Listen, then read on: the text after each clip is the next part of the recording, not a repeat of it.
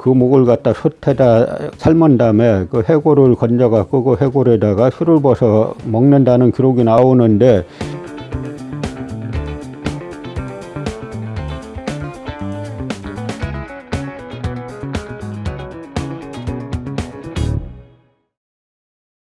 안녕하세요. 이번 시간에는 이 고구려가 수나라에 의해서 당나라와 이제 대전을 치르게 되는 원인에 대해서 이제 말씀을 드리겠는데요.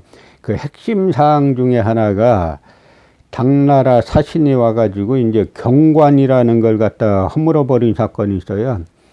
삼국사기를 보면은 광주 사마로 있던 장손사라는 인물이 와가지고 수나라 군사들이 그 사망한 곳에 제사를 지내고 그 다음에 그때 세운 경관을 허물어 버렸다. 이제 이렇게 기록이 나옵니다.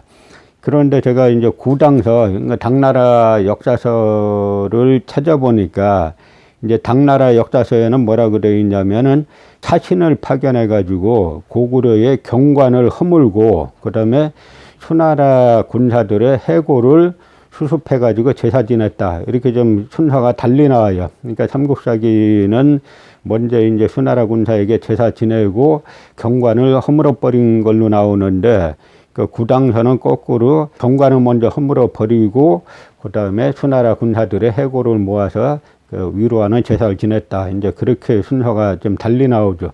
근데 경관이 뭐냐 하는 거죠. 저도 처음에 이 경관이 뭔가 중국 사료에서 찾아보면 경관이 여러 번 나와요.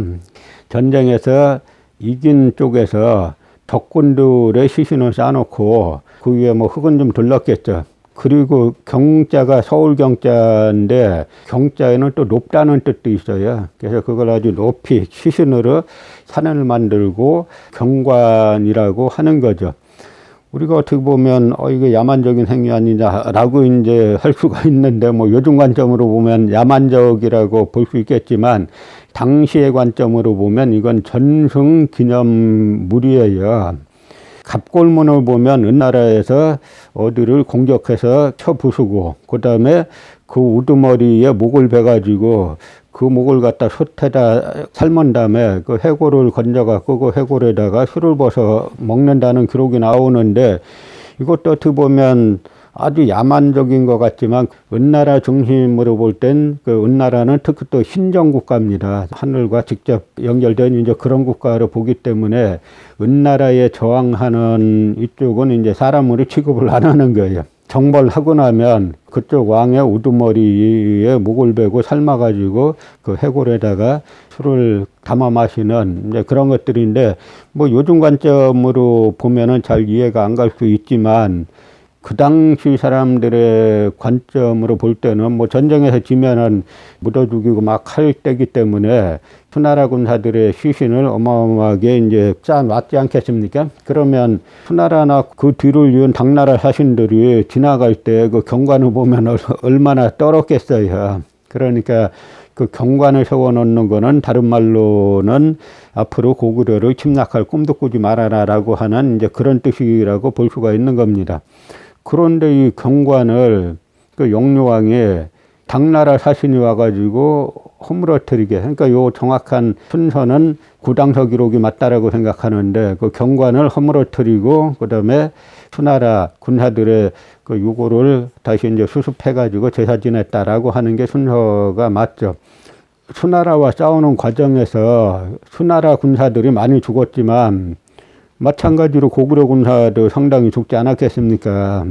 그런데 그걸 갖다가 수나라의 뒤를 이은 같은 세력들이에요. 다 이쪽 세력들이 주로 이제 성비족들인데, 그 뒤를 이은 당나라 사신이 와가지고 전승기념탑을 허물게 하니까 고구려 주체 세력 입장에서 이게 말이 되냐라고 이제 반발하는 거는 당연하겠죠. 실제로 이제 경관에 대한 사료를 찾아보면, 25사 찾아보면 자주 나와요. 그러니까 예를 들어서 당나라 때 당휴경이라는 인물이 나오는데 토번하고 싸워가지고 2,500명을 죽입니다. 그 토번이 지금의 이제 티벳이죠. 그러고 나서는 그 시신으로 경관을 만들어 놓고 뭐 귀국했다 하는 기록들이 나옵니다.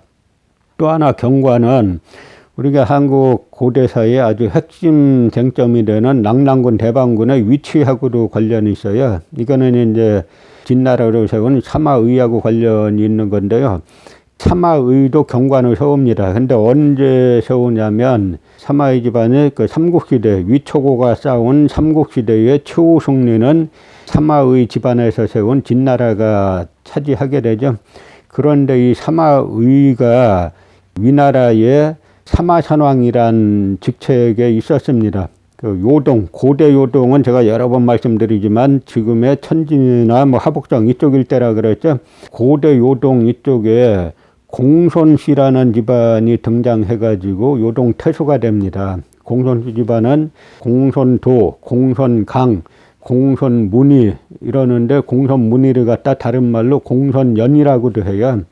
그런데 이 공손씨 집안은 요동태수가 된 다음에 중원은 지금 해나라가 막 격전을 벌이는 중이니까 그 틈을 이용해서 지금의 하북성 일대를 자기 집안의 왕국으로 만드는 것이 아주 꿈이에요. 그래서 이제 조조가 한번 공손도에게 영령향후라는 제후의 직책을 내리니까 공손도가 마지못해서 그 직책을 받은 다음에 자 창고에 처박아 둬라. 내가 왕이지 어떻게 재우겠느냐라고 했다는 이제 기록이 있을 정도로 이 공손씨 집안은 지금의 하북성 일대를 공손씨 집안의 독립국가로 이제 만드는 게 수건 사업입니다. 그러다 그때 고구려를 침략하기로 했던 이제 관구검이 한번 쳐들어왔었는데 세 번째 공손도, 공손강, 공손년이 관구검을 격퇴하죠. 그러니까 이제 자신감을 가졌습니다. 그러다가 이때 오나라와 속이 손잡고 위나라를 한번 공격하니까 이때다라고 해가지고 공손년이 연나라를 세워요. 그러니까 연나라는 항상 제가 북경이 중심이라 그랬죠. 연나라를 세우니까 사마천왕, 사마의가 공격하려 하죠. 이때 이제 고구려에서도 협공을 합니다. 왜냐하면 공손씨 집안이 차지하고 있던 요동은 고지 지금 하북성 일대는 또 고구려 땅이기도 하니까 고구려에서도 용납 못해가지고 양쪽에서 이제 협공을 하는데 그러다 보니까 공손년이 삽시간에 밀리게 되죠. 막 밀려가지고 나중에 하늘에 뭐 별이 떨어진 곳에서 이 사마이가 공손년의 목을 베어가지고 낙양으로 보냈다 이렇게 되어 있는데요. 이때 사마이가 7,000명의 이제 연나라 군사에 목을 베고 그 다음에 또 다 항복하고 난 다음에도 또 2,000명의 장교들 목을 다 뱄다 그러죠. 그래서 그 7,000명의 연나라 병사들의 시신을 가지고 경관을 만들었다라고 하는 이제 그런 기록들이 삼국지나 그 다음에 진서 같은 책들에 이제 나오죠. 그런데 이때 싸움의 장소가 양평이에요.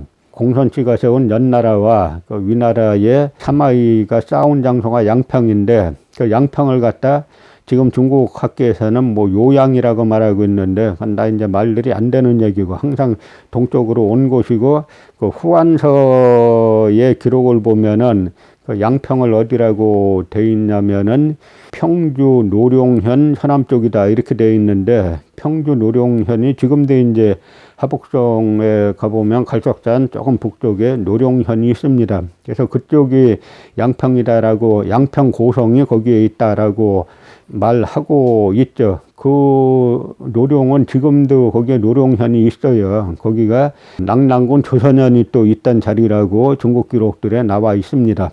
그런데 삼국지 공손씨 집안의 열전을 보면은 그 양평에서 공손년의 목을 베고 그 요동과 낙랑과 대방과 현도를 갖다 다 평정했다 이렇게 기록되어 있어요. 이게 238년도인데요.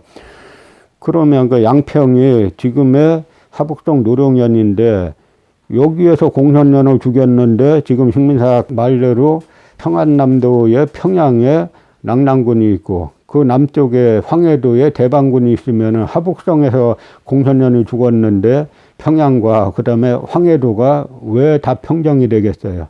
말도 안 되는 이야기죠. 설사 지금 중국 학계의 해석대로 그 양평을 갖다 지금의 요양시라고 보더라도 지금 요동반도에 있는 요양시에서 공손년이 패했는데 왜 한반도 이쪽에 있는 평안남도와 황해도에 있는 낙랑과 대방이 평정되겠습니까? 군사가 온 것도 아닌데. 그러니까 다 말도 안 되는 이야기들이고, 다 이 낙랑이고 대방이고, 다 지금의 하복성 일대에서 이제 찾아야 되는 것이 이제 맞다라고 하는 이야기죠.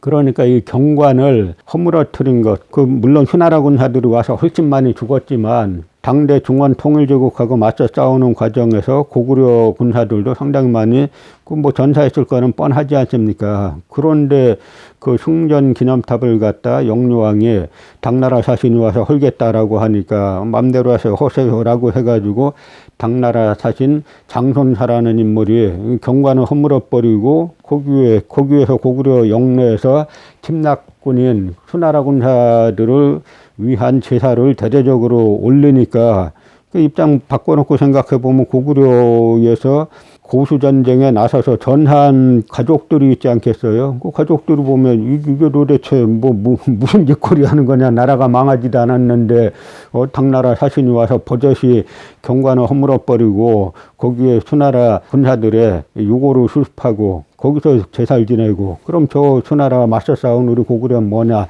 이제 이러한 생각을 하는 게 당연했던 거죠. 그러니까 바로 이 경관을 허물어버린 이것도 당시 연개소문이 도저히 영유왕을 그대로 둬가지고는 나라가 망하겠다라고 하는 생각에서 고구려 주체 세력들, 그 강경파들과 함께 경변을 일으켜서 영유왕을 제거하고 정권을 잡아서 막리지 올라가지고 고구려 전통의 주체적인 그 정책으로 고구려 천자제국, 통일제국의 전통 외교 정책으로 이제 전환을 하니까 바로 여기에서 자기가 가장 훌륭한 임금이라고 생각하는 당태종이 저 고구려를 무너뜨리지 않으면 내가 황제라고 할 수 없다라고 하는 그런 생각에서 드디어 이제 두 나라가 충돌을 하게 되는 겁니다.